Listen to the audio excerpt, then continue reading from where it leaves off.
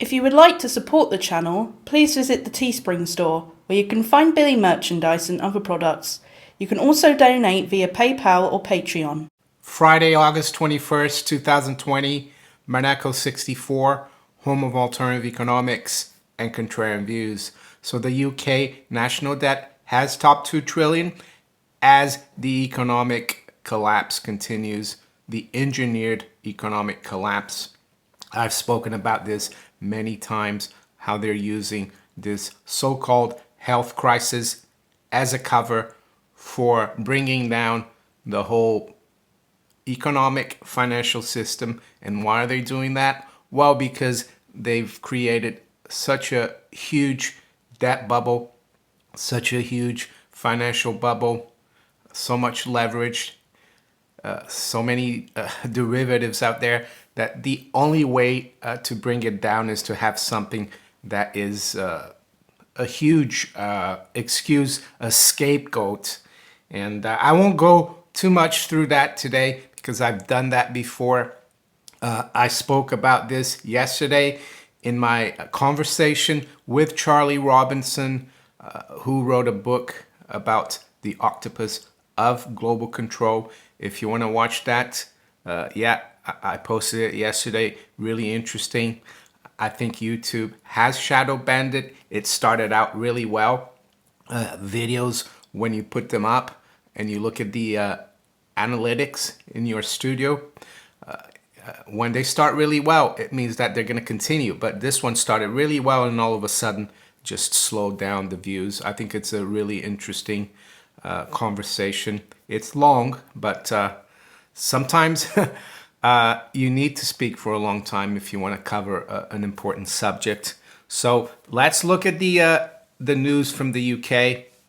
And I've been saying all along that they've been talking for a long time of a second wave, and they know it's coming. And this second wave, of course, is more about fear. And it's, of course, going to come in the fall, in the autumn, when we all get a cold or a flu. So everyone's going to be testing, of course. And that's going to be another excuse to lock everything down. I've seen in Australia, it's getting really out of hand. I saw a post on LinkedIn by John Adams, who's actually quite a balanced guy, very professional, and it's getting to him. This is what he says here. I'll let you read it. So, yeah, they're trying it on in Australia as well. It's really, how can I say, out there. It's really in your face. Maybe the fact that they put it so much in people's face might backfire on them. Who knows? But anyway, big news this morning in all the papers. UK public debt tops £2 trillion for first time on COVID-19 spending boom. So that's gone from 1 million back in 1692 when the King William III, William and Mary, borrowed for the first time £1 million. That debt from 1692, of course, was consolidated into the Bank of England scheme, of course, in 1694. And ever since 1694, that has kept growing. They've used, of course, crises, wars, pandemics, welfare state, any excuse to increase the debt, which is, of course, lumbered on the taxpayer, on the general public. So let's have a quick look here. Borrowing reaches highest level in peacetime as pandemic blows hole in public finances. I would say that a better word would be as lockdown blows hole in public finances, because, as I've said many times before, this is the status of COVID-19 in the UK. Ever since March 19th, the government says that this disease is no longer a high consequence infectious disease. So the question I ask is, how can we have had a pandemic if this disease is not of high consequence? It doesn't make sense, right? Then again, we're critical thinkers. Most people aren't out there. A lot of people aren't, or they don't want to do it. They've got too many problems to think about these things, right? Unfortunately. So let's have a quick look through this article. The coronavirus pandemic, there you go again, has severely undermined Britain's public finances, with government debt exceeding £2 trillion for the first time and borrowing at its highest peacetime level in history. The Office of National Statistics on Friday reported that public sector net debt rose another 20.2 billion to hit 2 trillion or 2.004 trillion in July. It is now higher than the annual value of goods and services produced in the UK. I would also say that I don't really trust this number. I think it's a lot higher. I think the UK government took on a lot of guaranteed loans or debt to save the banks in 2008. And I would say that that's not in the books, and it could be another 500 billion, I would say. The central government net cash requirement in July was 25.5 billion. This measure of the amount of cash it has had to raise to finance its activities has deteriorated 33.6 billion compared with the same month a year ago. Since the start of the financial year in April, the cash requirement has hit 199.5 billion, a figure higher than previously worst full year in 2009-2010, with normal tax revenue statistics still unreliable as a result of the pandemic. The ONS recommends, because statisticians cannot perform accurate accruals adjustment, the cash figures showed that the central bank government borrowed more in the first 4 months of the financial year than in the whole of 2009-2010, the previous record year for the deficit. The other thing I would say about the deficit, and I've been saying this for years, since I started my channel, at least in late 2015, is that we were told by George Osborne, who was the Chancellor of the Exchequer from 2010 to around 2016 or so, under the coalition government, Conservatives, Liberal Democrats. He said in 2010 that there wouldn't be a deficit, a budget deficit, annual budget deficit by 2015. And even before this crisis started, the government was still running a deficit. So, and I remember as well, I noticed back in January, for some reason, the government borrowed 14 billion pounds that no one expected them to borrow. It was a huge surprise. Of course, no one looks at that right now. I think they were just testing the markets to see what would happen if they borrow big time. And why do they do that? Do they know something was going to happen? I think so. So this is the end of the article here. Although the rises in borrowing have broken many records, the level of recorded borrowing is running at a rate below that forecast by the Office of Budget Responsibility. I'm not sure why they have that office. The independent fiscal watchdog has estimated the government will borrow over 370 billion in the full 2020-21 financial year. So yeah, it's funny because during this lockdown, everyone else, the general public, most people have cut down, they've stopped doing things, but it's only the government that keeps this charade going. It's amazing. So I said that I think the second leg, the real economic collapse is coming, and also financial collapse is coming. I'm going to go through a couple of articles very briefly. One is by Jim Rickards, and I'll put it below in the description. Rickards warns America's bridge loan is up. I agree with everything he's saying here about the financial aspect and the market aspect of this crisis, but I disagree with him 100% what he's saying about the health crisis. I'm not sure what his thinking is. I'm not sure if he hasn't bothered to do the research that we do to see that this is just like a cover.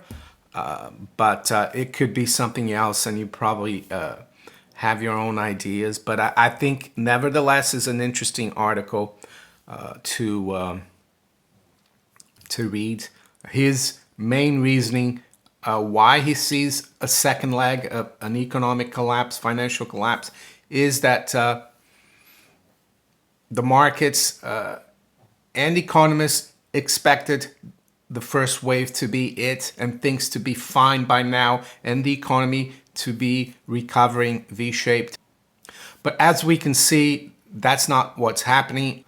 At least that's not the government agenda that we're seeing being implemented. And the other one is in the Daily Telegraph. And I always find it interesting when the mainstream media comes out with the truth. And a lot of times you can bet that what they're talking about is probably going to be even worse than what they're saying. So this is from Alistair Heath. He says Britain is about to be sucked into a catastrophic economic doom loop. Huge state spending is set to trap the UK in a vicious circle of higher taxes and permanently lower growth. Yeah, there is a solution to this. The solution is to come out and basically put a line behind this crisis, go back to normal and start again, cut the size of government, cut the size of the bureaucracy, let people do things without encumberment from the states. But of course, that's not going to happen. First, people are too scared now. They've bought into the crisis so much that even if they came out and said everything's fine, the viruses disappeared, there's no more danger anymore, I don't think we could come back. And as Mr. Heath says in his conclusion, I'll read it. It says, does anybody in the Tory party really believe that aping Clement Attlee is the way forward? Does anybody in the Tory party really believe that HS2 or green spending are more powerful drivers of growth than low taxes? It's 1 minute to midnight. The government must either urgently get real on non-COVID spending or plunge ahead first into an economic doom loop. So Clement Attlee, he was the first Labour Prime Minister after World War II, and he's talking about how public spending increased so much.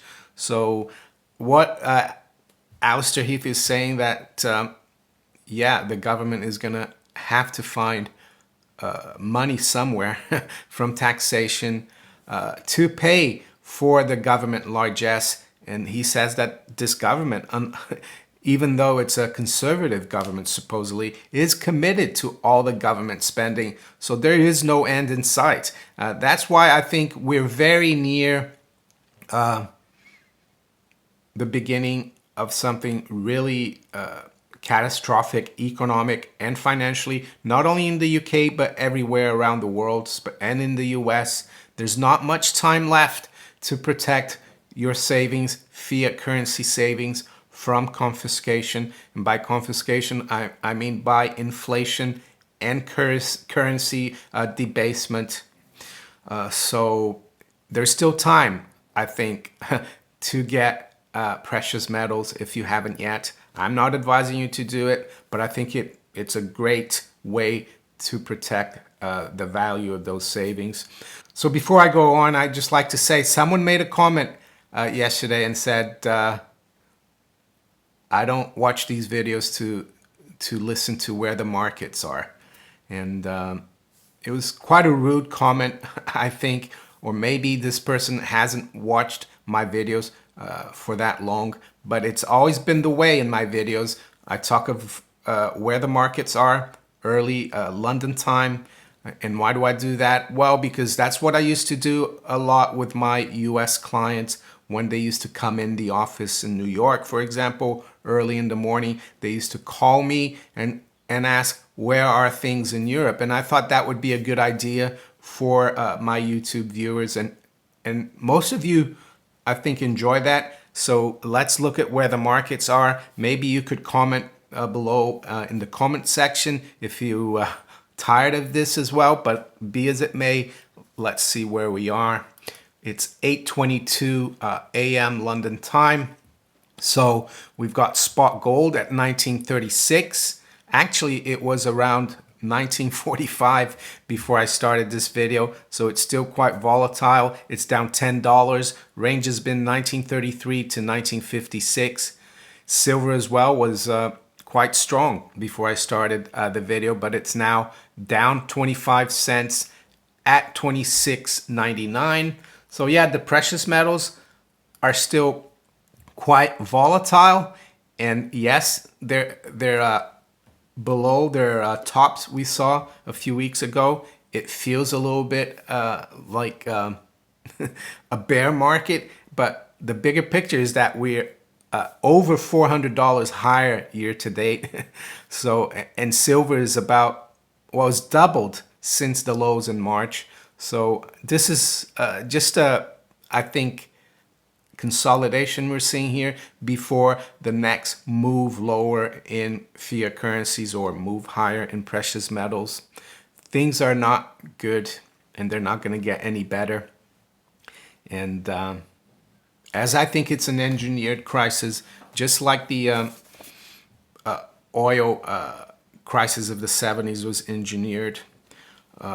They have an agenda, and the agenda is to bring down the financial system so they can reset it. And a lot of people are going to lose out. Most people are going to lose out, especially if you're holding the currency, the paper currency, wherever it may be, not just dollars. The Dow future is down 10 points, 27,718. S&P is down 2.5, 3382. NASDAQ 100 future unchanged. FTSE is below 6,000. It's down 26 at 59.91. The currencies, the pound is up slightly, 0.1, 132.27. Euro's down 0.1 at 118.43. The dollar is down 0.25% versus the yen at 105.57. Oil price fairly steady. WTI is down 0.25% at 42.70.